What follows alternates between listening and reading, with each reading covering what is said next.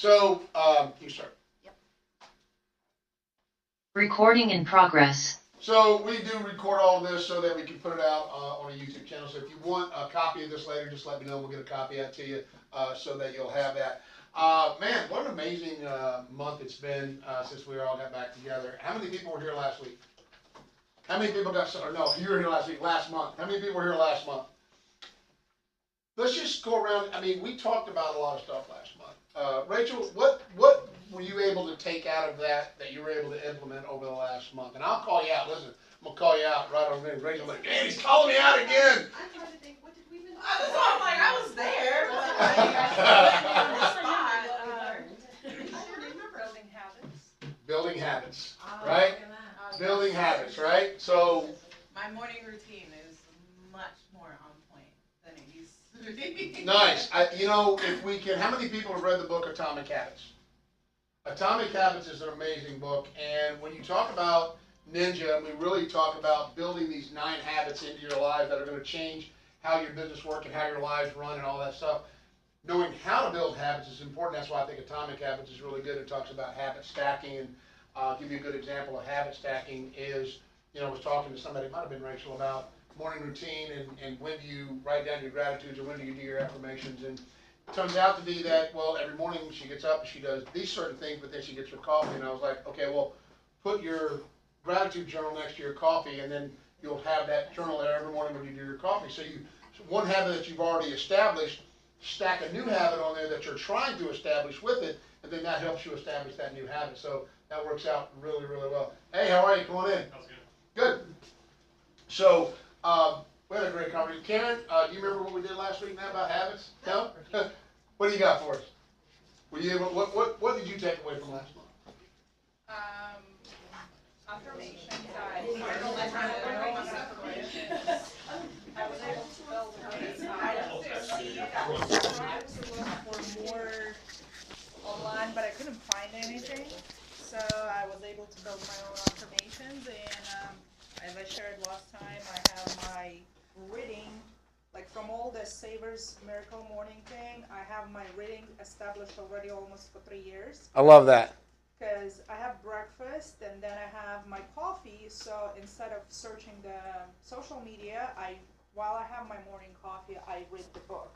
And all my family, my mom, my husband, my little one, they know, once we're done with breakfast, mommy is away for 15 minutes to read the book. So important. So important. That routine, that when we first get up in the morning doing gratitudes and affirmations in the morning, probably one of the most important things you can do to start your day. It starts you off in this positive frame of mind, and it really kind of sets the tone for the day. And, you know, I was talking to a good friend of mine that was here earlier, and we were having this conversation about positive and negative attitudes in our lives and in the world. And what really is probably one of the most important things is that the world is what you say it is. And when you say that, that sounds like so cliche, but I'm going to give you a little story behind it to where it'll make perfect sense. So Albert Einstein was giving a class. He was going to be talking to a bunch of professors, and he told those professors, he says, when I get there, I would really like to have you guys have a question that we can all discuss as a group. And they said, okay. Well, they got there and they said, well, we couldn't really decide on a question. So Albert Einstein said, well, okay, well, I have a question that we can all talk about. I'm thinking they're all thinking it's going to be a math problem or something like that, and it wasn't. What Albert Einstein asked them was simply this: do you think the world is generally a good place or a bad place? And the conversation ensued for the next couple hours, and what they found out is that half of them thought the world was a bad place, and half of them thought it was a good place. And what that tells me is that neither group was right or wrong, right? What it tells me is that the people that thought it was a good place is that that's what they were looking for in life. They were looking for the good in life, and that's what they found. And the people that thought it was a bad place, they're looking for the negative, and that's what they found. So you always will find what you're looking for. So getting up in the morning and starting with those positive attitudes and affirmations is probably one of the most important things that I think can possibly happen in real estate. I want to go around the room real quick and just have everybody introduce themselves so we all know who we're talking to. And we'll start right back here with Rob. Rob, just tell us who you are and where you're from. Rob Crone, from Virginia. I'm here at Away. And Rob's here to way. Hey, I'm David Sorble, loan officer over at Southern Trust Mortgage. Born and raised here in Virginia Beach, and Glad you're here. Like the shirt, Vineyard Vines. Shelley Shudell with Own Real Estate. I too have grown up here and been here. I'm 51, so I've got my badge of honor, I think, to say I know Virginia and Carolina. Vacationed in Carolina, so I have my real estate license there as well, and broker in charge eligibility. Have been in that position. It's way too dangerous in Carolina, so for the moment I hold the eligibility, but not the position. But I absolutely love selling real estate in Carolina as well as Virginia. Awesome. Thank you for being here today. I'm Karen Darden. I'm with The Way Real Estate. Been selling 23 years, I believe. Wealth of information. Long time. And I've been in Virginia Beach most of my life. Thanks for being here, Karen. Christy Tuber with The Way Real Estate. I've been also selling I think in February when I did 3 days, 24. But yeah, from Michigan, moved Awesome. to Virginia Beach, Originally from Michigan. Oh, how about that? Are you a Michigan football fan? Michigan State. Okay. Don't get that confused is what I heard right there. So thank you for being here. Hey y'all. Hey. I am Serenity. And she's from the South, y'all. I am a local. I've been here 16 years. I'm 22. Well, I turned 22 in 5 days. Yay! Congratulations. And another thing to celebrate, today makes 2 months in real estate. That's awesome. So, oh, and one more thing I want to put out there. I have a buyer consult coming up. Woo! There you go. Good job. That's amazing. They will give me everything I need to prepare. Well, we're going to love that. I got some stuff to give you before you leave then. Yay! Yes, sir. Jack Wilson, I'm with Abrams Realty, and came last week and enjoyed it so much I had to come again this week. Well, I'm glad you did. We hold training every week. Thank you for being here. We hold training every week at 10 o'clock. It's open to anybody that ever wants to come. Our training is usually consists of a little bit of housekeeping for the company, and then we'll usually do some type of training on Ninja or some type of lead generation from that, and then usually try to do what would a broker do, where I'm faced with really ridiculous questions all week long that our agents get themselves into trouble with, and I usually bring that back out and talk to the agent and say, okay, you're the broker. Here's the problem. We don't get in trouble. It's the agents on the other side. That's usually what it is. Hey, I had this agent that did X, and so I present you the scenario, and then you as the agents try to put yourself in the broker's and try to solve it, and it works really, really well. Sydney Rogers, The Way Real Estate, born and raised Virginia Beach, been licensed since July 23. That's awesome. Thanks for being here. Rachel McLean, I've been licensed almost 5 years now. I'm with The Way Real Estate. I'm not a Virginia native. Originally from Connecticut, I've been here almost 6 years now. So. Thank you for being here. I'm Miles Mulkey with Southern Trust Mortgage. I've read this book previously, and I kind of saw this in my feed, like the ad for it. So it piqued my interest. I'm happy to be here. Thank you for having me. I've been a loan officer for 6 years now. I've been with Southern Trust for about 2.5 years. And Southern Trust is representing here today, aren't they? That's the way to go. Maria Kobashev, I am with eXp Realty, been in the business for 4 years. I was born in Russia, grew up in Ukraine, and I enjoy books, so that's why I'm here. Thank you for my card, by the way. You will. I'll introduce this young lady. This is Abby Vining. She is my director of operations for the company, and I could not run this place without her. So thank you for being here, Abby. And this is Robin, her assistant, and so those two together run the place. This is Craig Jones, my managing broker for the company. We have 2 companies here, Way Real Estate and Way Real Estate Virginia Beach. One is a realtor company, one is a non-realtor company. Craig is the principal broker of our non-realtor company and the managing broker of our realtor company. So we have a lot going on. Who we got online? Carrie Williams is here. Carrie.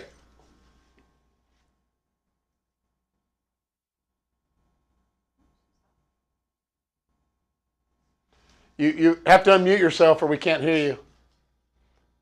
Carrie? Can you hear me now? We can hear you now. Okay.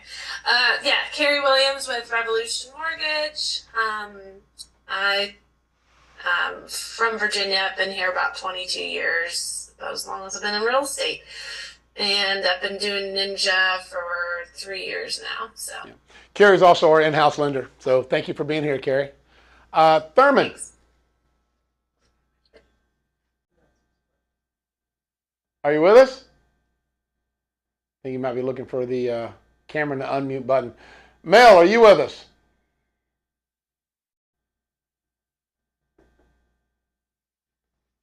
Think so? Yes, I'm here. Sorry, I turned my camera around. Hey, there you are. Mel, tell us who you are and where you're from. My name is Melissa Costas. I'm living in Chesapeake. I'm from Philadelphia, Pennsylvania. I moved here in 2015 with the military, so I've been here for a little while. And I got licensed last year. Yeah, she's also a retired chief out of the Navy, so thanks for your service. Yeah, thank you. Tierra, are you with us?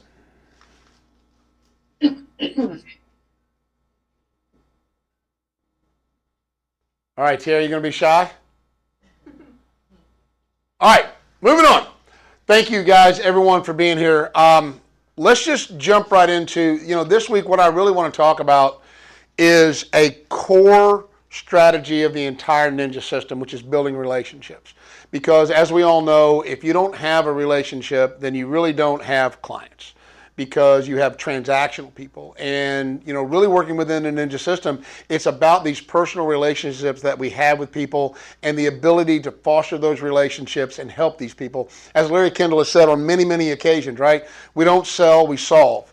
And what we mean by that is very simply is that, the old way of doing business, and we've all been taught this, if you've been in sales at any period of time at all, you taught a 3-step process.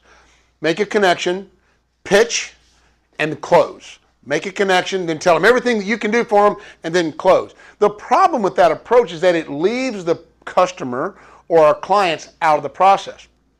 So we really look at it a little bit differently. Make a connection, that's the same. But then the second thing we do is we start asking questions. And we start asking very important questions. We ask Ford questions: family, occupations, recreation, dreams.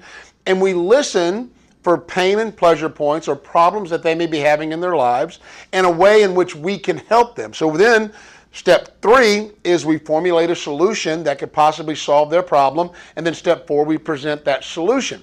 We stop selling. See, nobody wants to be sold to, right? But everybody would like help with a problem they have. And if you are faced with buying a house or needing to sell a house, that is a problem. And I can think of nobody better suited to solve that problem than you guys. But what we fail to do is take the time to listen to what their needs are, right? So we just automatically go and we think that they need to buy a house. We automatically start telling them all this other stuff. Well, maybe instead of doing that, we should give them 70% of the possession of the conversation. Ask them a question and then ask a follow-on question and dig deeper and find out really what's going on with this person's life, right? And you'll start to find that there's a lot of stuff happening in people's lives all around you that they truly could use your help. And this isn't saying to be, sneaky, I'm doing this so I can sell you a house. No, this is truly being a genuine person and taking the skill set that you have and helping someone solve a problem that they have in their lives, right? Just makes sense to do that way. So that's what we're going to talk about today. If you can pull that PowerPoint up for me. I have a new clicker, by the way, so I'm all excited to play with a new clicker. But if I mess it up, it will definitely be on me. And you're going to hear a big. I'm going to go the wrong way at least once or twice. Oh, look at there, little lovebirds. So, all right. The core Ninja strategy is building relationships. Go ahead and put that on. Oh, I didn't know there was a button down there. I always thought the button was always at the top. So this is what we're going to talk about today. And it's actually chapter 39, I think, in your book. Is where this kind of comes into play. And it talks about all of this, right? But we're talking about, see, hit the wrong button. All right. Ninja selling is relationship selling, okay? So in other words, people that want to buy from people they know, like, and trust. So in order for anybody on this planet to do business with anybody, right, they have to know, like, and trust you. And that's what we're going to talk about today is those 3 key things about building a relationship and why people will use you and why they won't. Customers may know you but not like you. Now, that's probably going to be a problem, right? And there's some reasons why people don't like you, and it's going to really surprise you as to what they are. They may know you and like you and trust you but not be in flow with you, right? So you may know somebody that may know, like, and trust you, but you haven't talked to them for 6 months, and in that time frame, they've talked to 30 other real estate agents or loan officers, and that's who they're going to do business with because that's who they're in flow with. I give you this statistic all the time. We know for a fact that there is a minimum, everybody knows at least 12 real estate agents. They probably know 24 loan officers, right? So if that's the case, how do people that are in our sphere of influence that know 12 or so real estate, how do they pick which agent they're going to work with? How they do that is the one they've talked to generally last. You know, if they like all 12 of them, right, and you haven't talked to them for 6 months, they know, like, and trust you, but all of a sudden they're talking to Robin over here and they're talking to her on a weekly basis, and all of a sudden they have a real estate need, they're probably going to use her, right? So we need to make sure not only do they know, like, and trust us, but that we're in flow with them and we're staying in contact with them. No, right? Let's talk about that first part of it, right? No. For people to know you, they need to know 3 things, right? 3 things they have to know. Who you are, name recognition and someone they like and trust, what you do, list and sell real estate, and where you do it, the name of your company. And I think what happens is that this is a very simple thing and we take it for granted. We automatically assume that everybody knows who we are, know what we do, and they know where we do it. But I can promise you that's not the case. If you guys went back to your sphere of influence in your database and you ask every person in your database, I bet half of them wouldn't know the real estate company that you work for. Hey, do you know what company I work for? You sell real estate. RE/MAX? No, I'm not at RE/MAX. They won't know what company. So you have to make sure that people know these things. While this seems simple, and it is, most agents forget to ensure these simple things. And there's things that we can do to make sure they know these things, right? Any time that we have branding material or anything that we send our clients, whether it's a newsletter or anything like that, it needs to be comprised of 2 things, art and science. It has to be appealing to look at, it has to be visually attractive, and it has to have scientific or it has to have value to it. But on that is our chance to enforce those 3 things, who we are, what we do, and where we do it. Very, very important. So don't forget to take care of those simple things of how people know you. People may know you, but forget what you do. Okay? They might think about what you do and what you used to do, not what you do now. I'm not kidding. It would surprise you the number of people's moms that refer people to other people, because then they go, Mom, and like, oh, that's right, you do real estate. I forgot about that. I think there's this misconception or this thought process out there that real estate agents, that's just something people do as a hobby, or that's something they do part-time, and it's not taken as, in a lot of situations, as a serious, legitimate career. Now, if you were an airline pilot and you know people, they're automatically, oh yeah, he's an airline pilot. They don't go, oh yeah, he's a real estate agent, unless you are really focused in laser tight with your sphere of influence and the people you're around and they know what you do. Same, I bet, goes for loan officers. Would you think that's, yeah, absolutely. This is where 8 and 8 will be extremely important to you. Now, if you've read the book at all, Larry Kendall talks about 8 and 8. And when he meets a new person or he's trying to develop a relationship with a person, he puts them on an 8 and 8 program, which is 8 touches in 8 weeks. In other words, he wants to make sure that he is sending them something of value and something that is going to endear them. And I'll tell you a story about Larry real quick. He tells a story of where he was at a soccer game and he was there with another parent and he was talking to the guy, and the guy's like, yeah, we just moved to the area.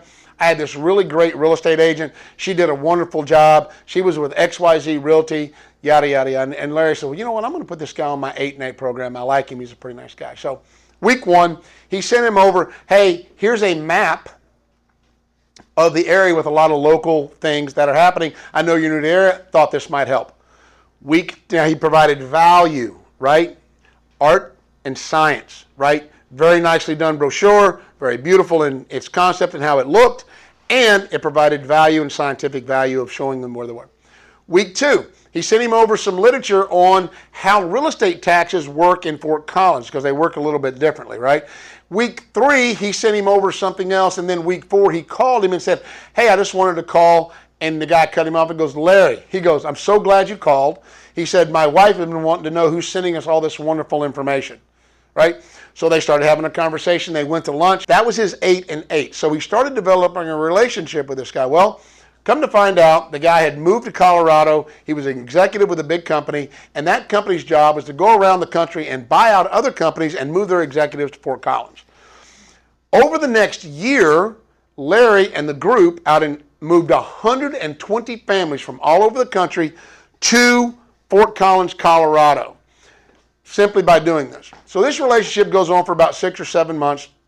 Larry's actually now traveling around the country with him when he goes to other places and talking about the great things that's in Fort Collins and convincing these executives to move to Fort Collins. So that's how that relationship developed.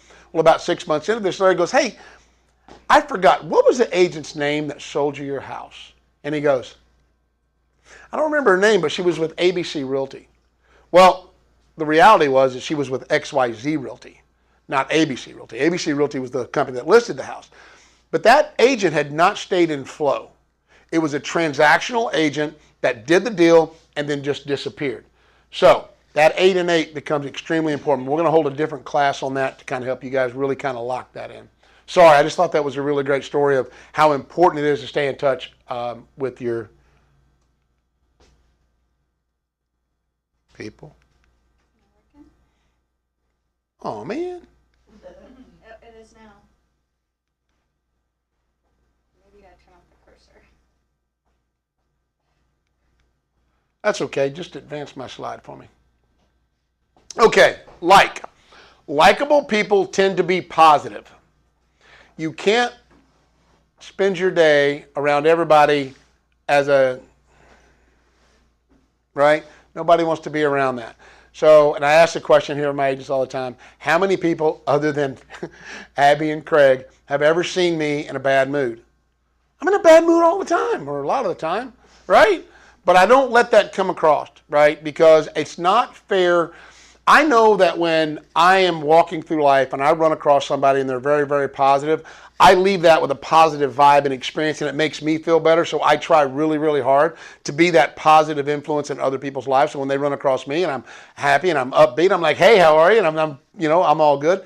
If it makes them feel better, it's going to make me feel better. And that really makes a difference. Have a positive outlook on life. Remember, the world is what you say it is, so your life is what you say it is also. So have that positive outlook and you'll start to find those positive things.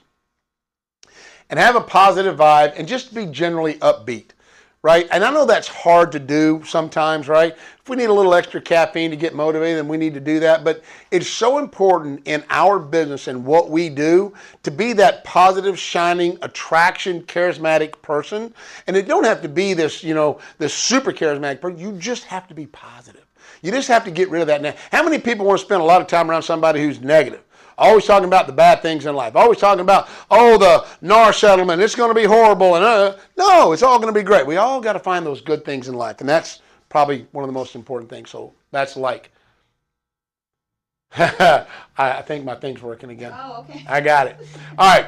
They are comfortable with who they are and do not try to be someone else. And just boil that whole thing down and just be genuine.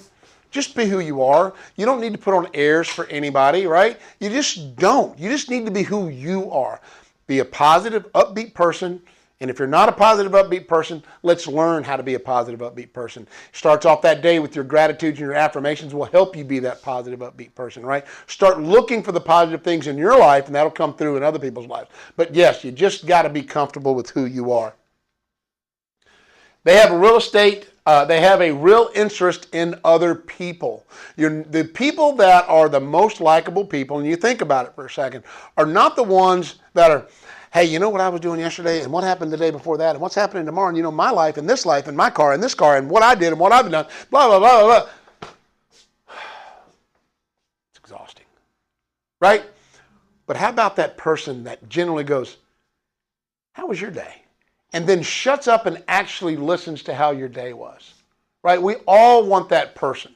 That's why psychologists that's why we have so many of them. They're so popular, because it's somebody who listens, right? It's somebody who gives their patients 70 to 80% of the conversation. They let them talk. They ask questions, and people start to open up, and that's what you really want to be. See, I got this one highlighted, right? this is probably one of the most important things. They make sure others have time of possession of conversation. They don't dominate the conversation, because if you're talking, you can't learn anything about the other person. You can't figure out if they have a pain or pleasure point. You can't figure out if they have a problem that needs solved. And if they have a problem that needs solved, and you don't know what it is, you can't formulate a solution to solve it for them, right? And that's really what we're listening for. And they tend to ask great forward questions, right? Family, occupation, recreation, and dreams, right? Hey, how's the family? And we had a long conversation here about that. A lot of people go, they're fine. And then we stop. No. Oh, really? Fine. Well, what are they doing that's making them so great? Oh, well, you know, my son's getting ready to go to college. Oh, when's he going to college? Well, you know, he's going to start up in college. And what college is he going to? And you start getting into all of these questions, and all of a sudden you find out that next year he's going off to college. They have a big house. They maybe need to downsize. Maybe they need some equity out of the home that you can help them with, right? And so now you've found a problem in their life, and those people should go on what we call, if you look at the Ninja 9, a warm list, right? Because they're probably going to be needing some type of real estate transaction in the next year, right? So 20% of your database should probably be on your warm list, because we know that 20% of America moves at any time. You got about 20% of the people that are in a process of moving, right? So that equates to about 20% of your database. All right. So asking these great forward questions is what's really going to kind of clue you in to whether these people should be on your warm list or not. And if you guys remember from the Ninja 9, warm list, hot list are people that are moving right now. Warm list are people that are probably going to move in the next 12 months. And there's a way simply to identify that, and that gives you your book of business for the next rolling 12 months if you're doing this, because you'll know. The struggle. Relationship selling is a 24/7 career. And this is where we have to start to understand that we're always being watched. Your next deal is probably standing next to you in most of your social settings, right? And if you are that loud, obnoxious parent on the sideline, don't expect the other parents to do business with an unstable person that is going to be unstable when things get tough in your real estate. You have to really be careful about watching your tone and your demeanor when you're in public. You just have to. If you want the people around you to know, like, and trust you, don't be an asshole.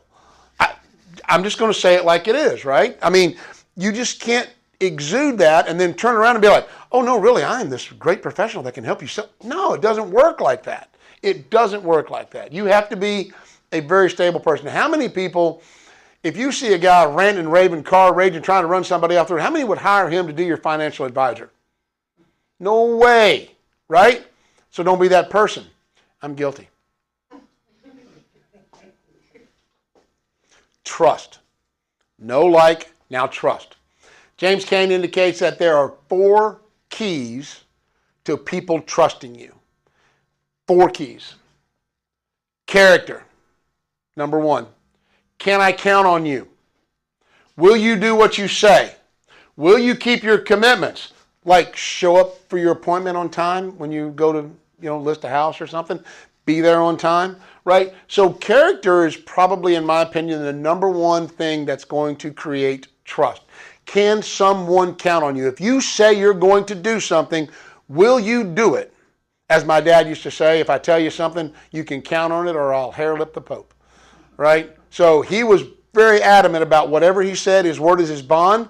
So if you say you're going to do something, you've got to do it. Competence, number 2. Do you know what you're doing? One of the core values at this company is growth through learning. And that means every day is a school day, and every day we should be trying to get better at the skills that we have and the things that we try to do and what we're trying to accomplish in our lives. We need to be competent at what we're doing. You're helping somebody buy the most expensive thing they have ever purchased in their life. And if that's what you're doing, I think you should know what you're doing. I think you should know the contract. I think you should be competent and understand real estate. I think you should be able to understand not only the real estate market, but the financial market and what's going on with that. If you're in real estate, you should understand the lending process. If you're in lending, you should understand the real estate process, right? You don't need to get into lenders. You don't need to get out of your lane and do a lender's job, but you need to understand it. Lenders don't need to get out and try to sell a house, but they need to understand it, and they need to be competent in what they're doing. So do you demonstrate mastery in your chosen field? This right over here, this mastery comes right out of the Ninja Selling Book. And I always do this. I'm going to come over here because I want to read this one line because I think this is the most remarkable line that we have in here. It's remarkable how much mediocrity we live with, surrounding ourselves with daily reminders that the average is acceptable. Man, why would we do that, right? Just because everybody else in this world is average or everything around us is average doesn't mean we need to be, right? So we need to strive every day to be competent in what we're doing because it's part of that trust. Capacity. How many people have ever looked at a client and said, oh my God, I'm so busy. I got 5 listings and 4 How many people have done that? You just lost a deal. You lost a deal by doing that, and here's why. Do you have the time and resources to solve my problem? Right? And are you always talking about how busy and overwhelmed you are? Because if you're talking about how busy and overwhelmed you are because there's so much going on in real estate, your friends, the people in your sphere of influence, they don't want to burden you with more business. And I've actually had people say that to me. Kenny, I would have got you to sell my house, but you just seem so busy. It's a problem, right? I can be busy and not seem overwhelmed. Give you an example. Oh my God, I've got 5 listings and 4 buyers. This thing's just crazy. Man, I'm working myself to death. Or, business is so great right now. I've got 5 listings. I'm working with 4 buyers, and things are just going so great right now. We just have the great resources and the ability to take care of them. It's just one of the greatest things ever happening. You see the difference in the same scenario, but there's a difference, right? One of them, I don't want to burden you. The other one, I want to be a part of, right? I want to be a part of great stuff. Yes? Can I share experience? Please. One time at band camp? got a client because they were registered on my CRM and everything, and then when I met them, the main concern, I asked them, like, do you have an agent or have you been seeing houses? And they say, yeah, we used to have an agent, but we don't want to work with her because she's miserable. She's always complaining how busy she is, how she didn't sleep last night because she was writing an offer, and we feel like we're gonna make her even more busy, so we're not gonna work with her. Make sure not to complain in front of them. It is amazing how we try to brag about what we're doing by telling people how miserable we are. It just doesn't make sense. But she does that because she wants them to know that she's working hard and she's got a lot of business, but that's the wrong way to go about it. Wrong way to go about it. So great lesson. Thank you for sharing that. All right. Consistency. Well, this is one of my favorites, right? This is the key to trust. Are you consistent in your look and your behavior? Are you stable, the same every time? Do you change everything all the time? Your hair, your dress, your behavior? You know, when I'm spending $500,000, $1 million, $250,000, I want to know what I'm dealing with.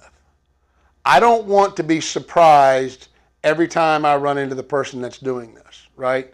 I need someone who is stable and consistent so that I have faith and I have trust that they'll get the job done. I need them to be the same every time I see them. I don't need them to be all way off over here, way off over. I need them to be stable because I'm trusting you to spend a lot of money on my behalf that I'm going to be stuck with. So I need to have confidence that you are consistent in your behavior and the way. So those are your keys to trust. Why do people refer people? Right? So according to the New Art and Science of Referral Marketing by Scott, can never say his name, and Donna Blanford, there is a reason why people refer, right? It's not just so somebody knows, likes, and trusts you, right? If they know, like, and trust you, they'll refer you. But there's a very specific reason why they refer you, and it's super, super important. People refer you if they believe it will make them look good. It's not about you, it's about them. And this is a thing that we get really convoluted and we get really screwed up on, okay? We think people are going to refer us because they like us and we did such a good job. And yeah, and that's part of the reason, but that's not really why they're doing it. They're doing it because they think it will make them look good. So I'm going to give you an example of what I'm talking about. If you and I are really, really good friends, we grew up together, we play golf together, we do everything together, and you're like, hey, Kenny, come over and list my house. I'm like, all right, cool. And I get off the golf course, it's been a really sweaty day, and I'm sweaty, and I'm stinky, and I'm kind of looking half like a bag of trash, and I go in the house, I'm like, hey, man, I didn't bring any paperwork, but you know, you trust me. I'm like, yeah, your house is worth X. Okay, cool, I'm going to get you some paperwork over, and we'll get it signed, right? He's going to sign with me because he knows I know what I'm doing. He's known me for a long time. He knows I'm the best real estate agent in Hampton Roads. I'm the guy that's going to get the job done for him. But you know what he's not going to do? He's not going to refer me to anybody. You want to know why he's not going to refer me to somebody? Because subconsciously he thinks I'm going to show up right off the golf course with no paperwork. I'm going to sit around and shoot the crap. I'm not going to be professional. I'm not going to show up with art and science. I'm not going to be there, you know, doing like a professional selling a very expensive home is. That's not what he saw, right? So why would he refer that? Because he's my friend, but that's how I do business, right? He's not going to refer that. However, he's my friend. And I show up and I go, hey man, let's sit down, let's have a really good conversation. I'm there, I'm dressed in appropriate business casual attire, right? I sit down, I've got this beautiful literature, I've got this great pre-listing package, I've got an awesome CMA that's set up that shows scattergrams, that shows everything, and it lays everything out perfectly. And he's impressed by it. He's so impressed by this artwork that I've given him that he lays it on his coffee table because he wants other people to see it. Now, he already knows, likes, and trusts me, but now he will refer me because I will make him look good. I will make him look good. He knows if he sends me out to somebody else and I show up for him like I show up for them, he's going to look good. And that's how you get those referrals. That makes sense? I'll often tell clients or agents, especially like Virginia agents being, I'm in Carolina as well, that's usually one of the first things I say is you can trust me because I'm going to make you look like a rock star. Man, that's a great way to. Brian Buffini, I'm a coach and mentor through Brian Buffini Systems also. And Brian Buffini used to say all the time, he had a script that he used. He goes, listen, I'm never too busy for your referrals. I'll roll out the red carpet for your clients, much like I do for you, and I'll make you a superstar. So it's a great thing. It's just a wonderful thing. But that's why people refer right there. And you need to keep that in mind. They're not referring because of you. They're referring you because it'll make them look good. So you need to look good. Okay? That's important.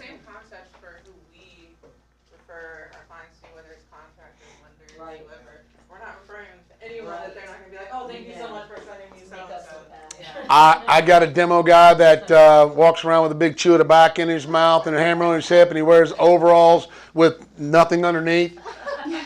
I'm not referring him. I'm hiring him because he's really good, but I'm not referring this guy, right? So it makes sense. Thank you. All right, act non-professional, dress unprofessional. Your marketing material is low quality. You bring no value. You bring no value to the table.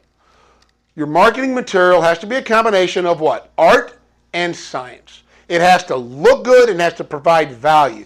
Looking good is not enough. Providing scientific data is not enough unless you're dealing with an engineer, right? If you're dealing with an engineer standing in the back of the room, just give him the data, right? Craig's happy. Just give me the data. I don't need your fluff. Give me the data. But in every household, there's a combination of both, right? So you need it to look good. It needs to look professional. You need to look professional. And you need to bring value to the table. Flow. Now we talked about know, like, and trust. We talked about what it takes to be known, what it takes to be liked, what it takes to be trust. We talked about the 4 characteristics that it takes for someone to trust you. And we've talked about why people refer. You can have all of those things and still not get the business that you want, the business that you desire. And that's because you're not in flow. Okay? It's defined as frequency of interaction, which can be mail, email, text, social media, phone, face-to-face is the best, right? That's the best form of interaction with our clients is face-to-face. But it can be any of those, but we have to really work to set out a schedule of how we're going to contact and work with these people. There's a guy, all right, so how familiar are you guys with Larry Kendall and the group out in Fort Collins, Colorado? I'm going to give you and tell you why I'm so over the top about why I'm so passionate about this and why this company is ninja-centric. I went out and I spent a week with Larry Kendall, me and Craig Jones did, and spent a week with him pretty much one-on-one. And I got to know him, and I got to know the company at the group, and I even got to know the managing broker who is managing the group right now. And I was having a conversation with him, and I said, how many agents do you have? He goes, we have about a little over 200 agents. I said, that's awesome. And I said, how many deals do your agents average? He goes, our agents average 40 deals a year each. 40 deals a year each. I said, oh, okay. What's the populations in Fort Collins? He goes, we have about 250,000 people, of which 35,000 of them are Colorado State University students. I said, okay. And I started doing some math. He goes, yeah, we dominate the market. And it's because of this. It's because of the way they train people. Yes, Craig? Hey, point out, the average is 42, and they don't keep strap hangers at the group. Either you're performing or you're not. This is true. Well, if you're going to work at the group, you'll pay $2,500 a month just to work there, right? So they have a very high producing group, but they all function under this system, right? And one of the guys that's there, and it doesn't have to be complicated, right? I've said this 1,000 times. If you're going to be a good real estate professional, you have to master a CRM. How many people know that you have to have some type of CRM? Well, I thought it needed to be, everybody good. I thought it needed to be this complicated thing in the sky where you got to do this, that, and the guy there, one of their top agents there, here's what he does. Every quarter, he has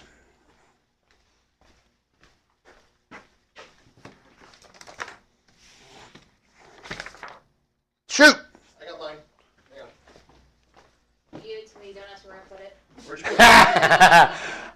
You print out a list. He prints out a list of all of his clients, and he prints it. Look, see, it's formatted just like that. Okay, just like a label, and it has their birthday, their phone number, and their address and their name. He prints it out, and then every time he talks, oh, it's right here. Okay, and then every time he talks to one of them, does something for them, or does something, he has a system where he keeps track of it. Notice my system. Notice my little circles and my little check boxes and my little marks. This is all the agents at my company. Because who are my clients? My agents, right? Who means the most to me? My agents, right? So I make sure that every month I am spending quality time with each one of my agents. And this is how I track it. I keep it on a sheet. And at the end of the month, I have her. She prints me a new one. She documents everything that I did. But it's so important. So that's all he does. Is he writes it, and he just puts a little mark on there. Tick. He puts a check mark for this. He puts a thing for, he's a hugger. He hugged me like 4 times while I was there. He puts a circle if he hugged me. So he does all of those things, and he tracks how he gets. So it doesn't have to be complicated. Just has to be a system in which you maintain flow and contact with those people. I said, what do you do? He goes, well, I check it every couple of weeks and see where it's getting a little light on ink, and I go and fill those spots in with ink, and I make sure I'm touching those people. What a great little system and an easy way to do that, right? All right. Your mission, if you choose to accept it, increase your quality and quantity of your flow with the people you know, right? There's auto flow and then there's live flow, right? Live flow is all the email text, and there's auto flow like newsletters and things of that nature. But your job is to try to bring value, be creative, and bring and increase your flow, quantity, and quality with the people in your sphere. Because again, everybody knows, likes, and trusts you, or they wouldn't be your friends, the people that you know, but they're going to refer and use somebody else because they're not in flow. So we've got to get you in flow with these people. Not hard to do. Mail must contain something of value to your customers. Otherwise, it's just considered junk mail. If you're sending them, I sold 4 houses this month. Who cares? Okay? Nobody cares. But 4 houses in your neighborhood sold at this price, and this is how it affects your home. They care. That's value. Okay? So your mailings must have value. Phone. Listen, this is important. If you don't have a good reason to call them, don't. Right? Hey, how are you? Okay, bye. Oh, come on. Have a reason to call them. They should get off that phone and go, man, I'm so glad they called. That was great. Right? And the same reason you're calling one of them could be the same reason you're calling 50 of them. Right? You've got something important to say. make that phone call, make that connection. And we go over a whole way to make that phone call. Phone calls are made like this. It starts out with a forward question. Hey, Bob, how's the family? Oh, family's great. And you ask them a couple of questions, you're talking about, hey, well, look, the reason I called you today is because of blah, blah, blah, blah, blah, blah, blah. Wonderful. Hey, listen, what are you doing this weekend? Recreation. Oh, great. Oh, you're going golfing? Oh, me too. Great. Well, listen, man, I just wanted to catch up with you real quick, let you know what was going on. I'll talk to you soon. That's a 5-minute conversation. And you did two things. You hit two forward questions, which got you information about their life that you could dig deeper on, and you gave them something of value in the middle. That's how you do a follow-up phone call. Really simple, right? Anybody ever thought about doing it like that? I mean, it's just a simple way to talk to somebody. The same is true with email or text and any other form of flow. You must be creative and find things that are of value to your customer. How many people do a newsletter? Okay. In your newsletter, yep. And I always get good feedback, but I stop for some reason or another. Well, what are some of the things of value you put in your newsletter? Just what's going on around town, the different cities. Oftentimes I'll pair it with the lender, and the lender will take a piece of it and put in what they want. But typically it's going to be full of just what's maybe a tidbit of what's going on with the market, enough to lead them in to want to call you or to follow up with you. Recipes, just points of interest primarily, and oftentimes it's fairly simple, it's fairly cheap, and I've had people just say, we love getting your newsletter. They like them. And I'll That's awesome. do like a big, it's a big, I don't know what that is, 11, 13, and tri-fold it or fold it. Oh, nice. So they open it up, and I'm on one side, the lender's on the other with their tidbits. And people say they just enjoy getting it and opening it and seeing the different things. So. I love that. What's on your newsletter? I pay for marketing company that's doing that for me, but then I adjust them to local and add some other like local informations, like currently working on creating a list, like what can be done with Toddler and Hampton Roads. So. That's awesome. I like to try to at least give everybody one thing that you can take away and implement that will help you. And so I'm going to give you something you can implement right now. If you're doing a newsletter, great. I'm going to add something for it. If you're not doing a newsletter, you should. One of the things you can do, how many people work with a bunch of vendors? Right? Go to every one of your vendors every month before you send a newsletter out and go, hey, listen, I want to promote you to my sphere of influence. So what I want to do is provide your service at a 5, 10, 15, 20% discount coupon in my thing just for my clients. I have about 200 people I want to promote you to. They are going to say yes. And now you have a coupon in your newsletter that says, hey, get your car detailed, get 20% off simply by being a client of. Right? That's great value. That is something, then they're going to remember you, then they get their car cleaned, and then they clip that coupon. That's a great thing to do. So you can put that in every single newsletter, and it does a couple of things. It provides value to them, and it deepens your relationship with your vendor, right? Who is also what? A potential client, right? So just something to do there. Promote a lender. Lender's going to pay for your appraisal, right? Just because you're a client of mine. So there's another way to do that.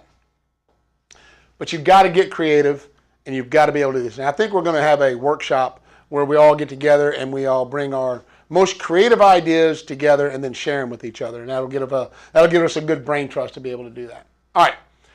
Clear and consistent communication. This is important. Clear and consistent. Monthly market updates. Create a monthly email or newsletter that covers local market trends, mortgage rates, tips tailored to your client interests. You can't do this a couple of months and then skip 2 or 3 months and do it. You've got to be consistent at what you're doing. And it needs to be clear. They need to be able to understand it. They need to be able to have value. It needs to be a piece of artwork. Personalized check-ins. Schedule brief, friendly check-ins around the client's milestones, such as anniversaries of the purchase, birthdays, holidays, quick email or text, or even a handwritten note to add a personal touch, right? You'd be doing 2 notes a day, every day anyways, right? So another one of the habits. But clearing, so personalized check-ins specific to that person. Engagement on social media. Look, regularly engage with your clients on social media by commenting on their posts or sharing helpful content. Helps keep you in mind natural way. Now, Christy brought up something that I thought was really amazing last time we did this, because normally I'll do this exact class on Wednesday, so I'm more polished for you guys on this day. And Christy brought up this great thing. She actually stalks the people on social media, and one of the things that she noticed was that one of her kids was Kid of the month? Yeah, student of the month. Student of the month in 7th grade. So you know what she did? She wrote month in 7th grade. So you know what she did? She wrote thank you notes to the kids, or no, congratulation notes to the kids and sent it to their house. Simply because she read that post on there. That's one way of taking social media out of social media and putting it into something really meaningful, like a handwritten note to them and the parents and one thing or another. So how amazing is that? So pay attention to your clients. And, you know, in my social media, if I have people that I have sold real estate to, they are tagged differently in social media for me, right? Because I have them on different lists. So I can pull up a list of clients or just my social media so I can go through and kind of see what's going on with them. And then make sure you're commenting and liking the stuff that they're doing so that they know you're there and they're engaging with you. It's just another form of engagement that keeps you in flow with them, okay? It's just, you know, just keep in mind, it's a natural, non-intrusive way. They post something, hey, this is real. Don't just like it. Don't just like it. You got to comment on it, right?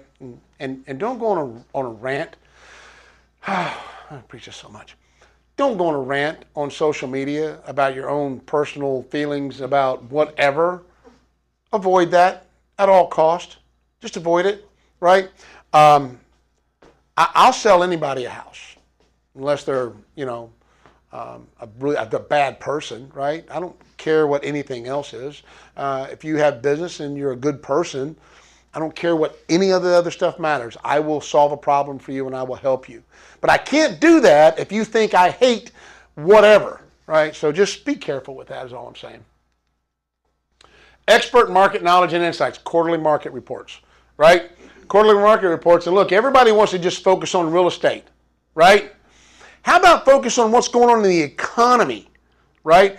Because the economy affects us. Be able to explain what Jerome Powell is doing. Be able to explain the correlation between him raising prime and mortgage rates and why that's important, or what tariffs will do to our country, or if they're too high or if they're too low, and how inflation affects the mortgage and bond market. If you can explain that kind of stuff, what do you become? Competent, right? Now you're showing competency, right? Exclusive property previews for clients actively looking. Offer exclusive first looks at new listings or off-market property. Just enhances that VIP treatment, right? Treat these people with as much respect and as much, care and consideration as you can. I had one person that said they used me because they felt like I was always their only client, and they were shocked to find out at the time I had 5 listings and 7 other buyers, right? Because I never complained about it, and I was always giving them that care. What do we call it? We call it loving on our clients. We got to love on our clients. I don't mean catch a charge, but, you know, love on our clients. Client preferences tracking. Maintain detailed notes on your client preferences. This is where your database or CRM comes in really, really handy, such as their style, home features they value, favorite neighborhoods, kids' colleges, what their football teams are, college football teams are, sports that they like, kind of car preferences they like. Are they a truck person, are they a dog person, are they a cat person, are they a gerbil person, are they a whatever? Do they like chickens, do they like goats? What is it, these personal preferences, so that when you're talking to them, you understand more about them and you can be more personalized about the recommendations and stuff they're doing for them, right? If they're huge like me and Jack, right? Huge dog lovers, right? We love our dogs, don't we, Jack? Love our dog. They're like family. But if I hear something that's going on or I hear about a really good vet, maybe I want to call, hey, Jack, I heard about a really good vet, because I know that's something that would mean something very important to him. And what it does is Jack goes, you know, Kenny really knows me and really cares about me. Subconsciously, that's what he's thinking. And it's the truth. I do. The good thing when the brewery is open where you can bring your puppies with you, wherever your dog's with you, I saw an article in a local magazine or whatever, and I just screenshot it and I sent it to all my clients who has dogs. Karen and Christy did a thing at Pints and Pups this year called Yappy Hour. I thought it was pretty funny. And it was really, really great. She did it for her clients. It was really, really cool. All right, customized gift giving. Send small, thoughtful gifts based on their personal interest or needs, right? I had a client that hit me up with a personal gift, right? I am a Los Angeles Rams fan, and there's very few of us in this area, right? What's that? Sorry. I knew that was coming. But he got me a jersey, an actual NFL jersey from the Rams, so I thought that was pretty cool. So those are the type of personalized gifts that we're talking about, right? That really creates that deeper connection. Recently moved, gift card to a local restaurant or home improvement store would be very thoughtful or relevant, right? So they're in a new house, gift card to Taylor's. All right, we know you're going to need some stuff from Taylor's, right? And then thank you videos. This is a weird one, right? Short, personalized thank you videos to your clients after a meeting or a transaction is a simple but memorable way to add a personal touch to the client. Selfie. Hey guys, just want to take a minute to say thanks so much for meeting with me. Hope you enjoyed the house. Really enjoyed being at the home showing. Blah, blah, blah, blah, blah. Later. Done. Send. I mean, you'd be surprised what a positive reaction that will get from people. And then monthly or quarterly events, client-centric events like Yappy Hour or Pictures with Santa, any of those types of things. Or have a professional come in and hold a seminar for your clients. Hold a tax seminar for your clients. If you've got an older population of clients, have elder law come in and talk to them about something and put something together. Use this office, use your office where you're at, and put together something that's meaningful and of value for them to be able to do something like that. Tax advantages of real estate or investment basics. Have an investor come in if you've got a bunch of clients that want to do investments. Bring in an expert to talk to them about those things. Seasonal home maintenance tips, right? That goes without saying. What to do with their HVAC. It could be seasonal car things. What do you do for your car? Especially up north, right? Don't forget to put your snow tires on, right? At Pennsylvania, where my wife lived, they did that a lot. So things like that. And guys, I'm just kind of giving you some ideas of how to have creative flow with your clients. Annual CMA. All right. So let's talk about this. Bye, Craig. If you look over here at the 9 habits over here, one of them is schedule 2 real estate reviews this week. A real estate review, and it's some amazing statistics on this, right, is where you sit down with a client and you go, hey, look, this is what's happening in the country with real estate. Here's what's happening at the state level, the local level, in your county, in your city, in your neighborhood. Here's what's happening with your house. Because that is the most expensive thing they've ever done. You are their trusted advisor, and you should be meeting with them at least once a year to go over what their most expensive thing is. A financial advisor does that probably quarterly basis, right? You do it with your doctor, you do it with your dentist, you do it with all these other people. Why aren't you doing it with your real estate agent? It's, in a lot of cases, a bigger investment than the financial advisor has, right? But here's the statistics about those meetings. 33% of those meetings, when they're done correctly, result in a real estate transaction or a referral. 33%. So if you're doing 4 a month, that's 1 deal a month, that's 12 deals a year. Simply by doing that. How many people have gone back and done a real estate review for somebody they've sold a house to? Great, great. You've got to do it every year. Because you go in and you sit down and you have a forward conversation. You're there, you've got your beautiful artwork, scientific, shows everything that's going on. You just set that in front of them. But you have that forward conversation. What's going on with your family? What's going on with your job? Hey, how's work? Oh, man, work. Whew. Oh, man, tell me about that. Well, looks like we're getting transferred. Looks like we're moving to Hawaii.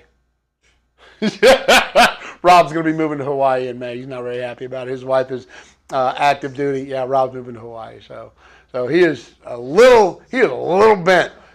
Yeah, we're going to miss Rob. But Rob's going to stay with us. He's going to be here with us weekly.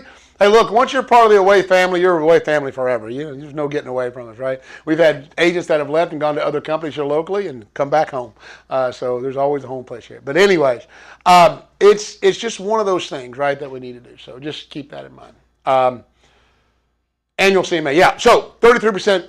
What happens is when you're asking these questions, you're doing real estate, you're talking about real estate, but you're asking these family, occupation, recreations, all these questions. You hear the pain point, you hear the pleasure point, you find a problem, and then you solve it. And or they know somebody that's having a problem and they refer you to them. I don't know why everybody isn't doing 6 of these a week. And does it have to be for a past client? No. It can be for anybody that owns a piece of real estate. If you've got a friend that owns real estate, it doesn't matter, you done sold the house. Hey, listen, has anybody sat down with you and gone over your most valuable asset and what's going on with it? Well, I'd like to do that for you. How easy is that? Who would not want that information, right? And then making sure it looks really, really good. Preferred vendor list. Tell your clients, throw the phone book away. Quit searching Google. Don't worry about Angie's List.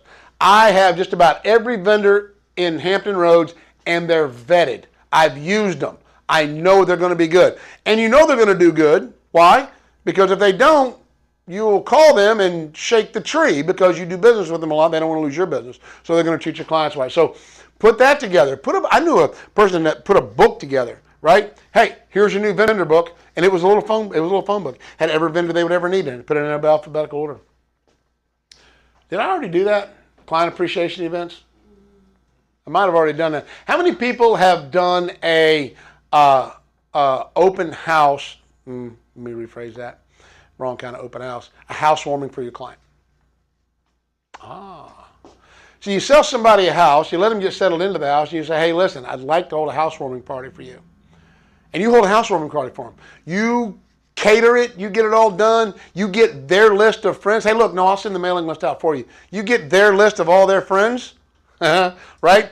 And you invite them all to the open house or to the housewarming, and you get them there and you host this thing, and everybody goes, oh my God, this is really great. This is your great home. Who put on this party? Oh, my real estate agent did this party for me. Are you in the top 1% of agents in Hampton Roads that does stuff like that? Will you make them look good if they refer you to somebody else? Absolutely, right? It's a great way to do it. Great way to do it. So that is something that takes some planning, takes some coordination, not that expensive, but I promise you'll get a deal out of it almost every time, almost every single time. Post-sale follow-ups, make a few weeks after the sale, and ask how they're settling in. If they need any assistance, take the extra step and make a lasting impression, right? How many people actually take the time to go follow up with your clients? Most of us don't because like, man, I don't want to hear that something broke, right? Make the call. Trust me. And then, as I end all of these, flow fixes everything. Guys, that was a lot. I tried to keep this to an hour. I want to just open the floor up now for anybody that has any questions or has something that they would like to add or something that they would like to contribute to the class. I'm going to start right here and give you the mic and just tell us anything you want to say and then just pass the mic around. Definitely the staying in flow with people certainly helps. I mean, there's some people that, I would have considered they would have used me. Like I've done the, what's it called, the mayor speech. Mayor campaign. Yeah. Yeah, that's a Brian Buffini thing. Yep, and I vetted them like that, and then they ended up using someone else, but I hadn't stayed in flow with them, so it's completely on me. And then that's what this book taught me back when I first read it. So definitely hammering that home again today. That's awesome. I forgot what I wanted to say, but I'll need some time to process all the information we got today. But for me, I think the biggest obstacle will be to stay consistent. In order to stay consistent, I have to have a system. Like I got Buffini classes last year, almost all of them except the very last one. And I couldn't figure out the personal notes. I don't have time. Sometimes, like, as soon as I drop my little one to daycare, I have to run to one appointment, second appointment. I don't have time to write those notes. So what I'm doing right now, I'm not sure if somebody might use it the same thing, is every Monday morning or Monday evening, depends on what time I have appointments. Monday is my notes day. And what I do, and usually I was hesitant to write them every day because it takes me a while to figure out, okay, who I want to write a note to. That's usually taking more time than actually writing a note. So what I'm doing right now on Monday, I go and review my previous week schedule, who I met that previous week. And I'm like, ooh, I can write note for this person. I can write a note to this person. I've been to this class last week. I can write a note to this person. And then it's just taking time to find the address and everything.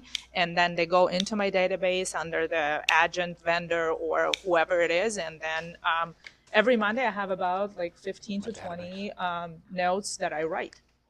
That's covering the whole week. So I'm going to have a suggestion for you, and I'll share this with everybody. When you're struggling to find who to write a note to, right? So the first thing you do is you take a bunch of thank you notes and you put, and honestly, if you want to make it real easy, turn your thank you notes into postcards. Now you don't need an envelope, okay? And then carry this around with you. The second you get out of that meeting, you're sitting in your car, take 3 seconds, write a note. Hey, wonderful meeting you today. You've got this with you. You write the address on it and you're done. Right? So that's the quickest way to kind of get that knocked out. So if that'll help. Right, but I have an appointment in 10 minutes. I mean, it's in the same building. But I won't be able to do it today. That's why I'm dedicating this for certain. I hear it. No, that's awesome. Before, like, if you start your day out with, being, it's like an attitude of gratitude, but you sit there and have that as part of your morning routine or your morning, whatever it's called, then that'll help you kind of start your day. You think about the people you met with or that you may have had a conversation with last week or whatever the case may be, but it also helps overall. You have a good mindset for the day. I love that. I think the biggest challenge for me is follow up. I've done a lot of open houses since being new. I think I've done 6 so far in just 2 months. And that's been one of my biggest issues is following up with those leads. Because it's like, I do it for the leads. Yeah, I do it to also get the house sold too. But now that I have it, I'm like, oh my gosh, now I have to call these people and have this conversation. What if they don't want me? So Fear of rejection is hard. yeah. Right, but then we need to teach you how to do forward questions. Right, so you call them and you go, hey, this is so-and-so from the open house. Just want to check on you, see how you're doing. I saw you there. How's your family? How are you there with your family that day? And they answer that question. Go, hey, well, the reason I called is I want to get some feedback on the house and see what you thought of it. And then that starts the rest of the conversation. Okay, and question, how would you segue into if you need any assistance or if you need anyone, let me know. How do I rephrase that? So, forward questions, right? So when you start asking these questions, and I do a whole class just on forward, when you start asking these questions, you start hearing what their problem is. And then you have a solution for that problem, right? So if you're talking to one of them and they're like, yeah, we've been looking at houses, and you start talking about the housing market, and all of a sudden you hear that and you start to figure out, well, have you spoke to a lender? And the answer is no, I haven't really talked to a lender yet. Now they have a problem that you can solve. And as you start solving these problems and moving forward, then they can start using you. One of the biggest questions I ask, are you working with an agent? Right? Got to ask that question first. But yeah, we have to stop trying to sell and start trying to solve. What I like to point out is many people don't realize I'm here to be a resource to you. I'm not just here to sell you something. You may choose to work with me and walk through the process and find that renting is the better thing. I am here to help you to make that decision. I'm here to serve you. You're the boss. You tell me what you need, and I can assist you through that. Yeah, and you can get all those information by simply asking those questions. Remember, we control the process; they control the decision. Right? We control the process. Yep, and they control the decision. Absolutely, it's a great point. Thank you. I like the birthday card thing for the house, not only for the clients but for the house. I like that.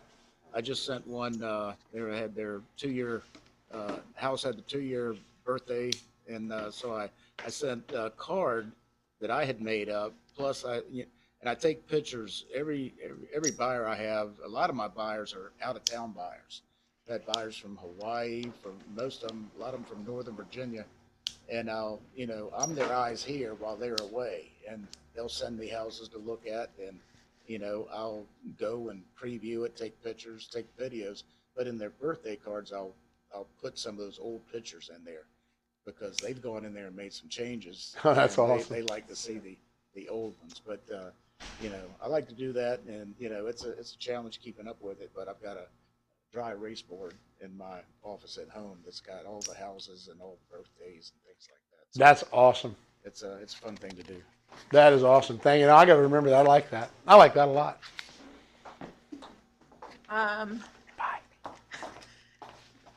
As Kenny knows, I'm actually like really shy and introverted and not someone that likes to network and talk to a ton of people. So I've actually kind of always been ninja selling, honestly, because I've found that the only way I can be comfortable talking to all these people and clients and stuff like that is to just get to know them and let them see who I am and just ask questions, and that's it. And then I can kind of figure out how we can work together and how I can be of value to them without I don't know, kind of having to be like in their face and always out and about and doing something. So I absolutely love ninja selling. And you made me think of something with the home anniversary thing. So I personally, I send cookies right now. But a good way to maybe stay organized, at least this is how I organize the cookie thing, is with Trello boards. Because I can just, like, I have each month, and then I just put each person on there, and then every month I go through and just send the cookies monthly. It doesn't Oh, I always end love up on that. the exact date, but it's No, very I like helpful. that a lot. Yeah. So you does happy birthday to the house. You do happy anniversary to the house. I like them both. I think that's cool. Rob. But the books help me with not only my daily routines. You just said it. Don't come across as a salesperson. You come genuine, trying to fix their problem. That's helped a lot because I'm also a big introvert. And it's helped me come across more genuine than being, the car salesman that everyone hates. Rob first got here. I'll tell a story real quick. Rob first got here. I was having him do he got here right about the time of our food drive last year. I'm like, oh, Rob, you got to go out and knock some doors and hang these things. He's like, knock some doors? But he did a great job. He wound up with clients from it, so it was pretty amazing. Do you have a book? I do not, no. We'll get you one. Appreciate it. The thing that you hit on as far as like why do people refer you and why, to make them look good and whatnot, my mentor he puts this scenario out there and he hits on it every time. It's the cocktail party scenario. We want to make each other look good, myself making the realtor look good for referring me to them, but also us as a team. So that way, when the client's at a cocktail party and they just hear somebody mention in real estate, they go over there and they say something. Oh, are you in the market? Are you doing something? Oh, you need to use Davison so-and-so. Call that a raving fan. You need to use these guys because it's going to be, life-changing, if you will, or whatever, however. So that kind of just reiterated it for me, in a sense. So, Awesome. Yeah. I don't need that. I talk really loud. Well, it'll pick up for the phone. Oh, okay. Now I feel funny. It makes me uncomfortable. It's okay. What I enjoy doing with clients is I tell them from the beginning, you may see this as a realtor client situation. Most of mine are referrals, but I'm your friend. I'm here to really listen to you, listen to what's going on. As much as you may think I'm interviewing you for what it is I can help you with, you should be, or I'm sorry, as much as you're interviewing me, I'm also interviewing you. I want to make sure that I hear what it is what's going on in your life, what's going on with your fears, with your dreams, whatever it is that excites you about this or concerns you about this. Basically letting them know that I see you as a person, not as a deal. And I will always tell them, again, I'm here to serve you. I'm here to be a resource for you. I love hearing about what's going on in their life, and I often will take it back to something that I've experienced, and I will quickly always say, but this isn't about me. Back to what you were saying, I just wanted to let you know that I relate. And oftentimes it leads to, I was an investor at one time. So a lot of people are, well, I want this house to be an investment, or I can help them to see it as an investment, and then explain, again, short and sweet, without controlling the conversation and taking it down a road that is a point of no return. I just quickly will let them know like what experience I have and how I can serve them in that capacity as well. Absolutely. So I really do enjoy talking to people and having that conversation to be able to win their trust and allow them to walk away going, wow, this person really impressed me. And oftentimes it does go back to the person that referred them to me. Like, I really enjoyed talking to her. It was like talking to a friend or a family member. Absolutely. No, thank you for sharing that. Sure. Guys, anybody out in TV land, you guys got anything for us?